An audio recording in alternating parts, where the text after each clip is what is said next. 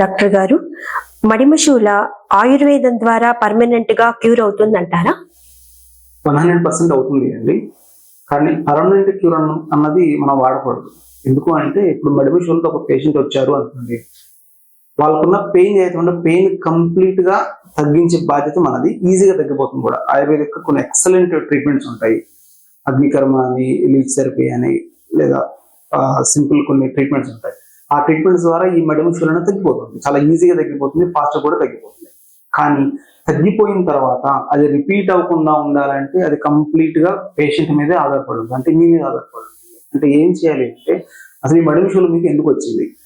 అది ఎక్కువ నుంచడం వల్ల వచ్చిందా, లేదా ఎక్సర్సైజ్ లేకపోవడం వల్ల వచ్చిందా, లేదా కాఫ్ మజిల్ టైట్ అవ్వడం వల్ల వచ్చిందా? ఇలా కారణాలు ఫస్ట్ ఐడెంటిఫై చేసి నొప్పి తగ్గిన తర్వాత ఆ కారణాన్ని కూడా తీసేసేయాలి మనం.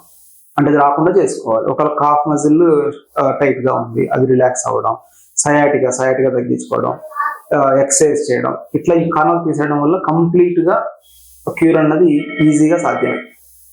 Okay, thank you sir.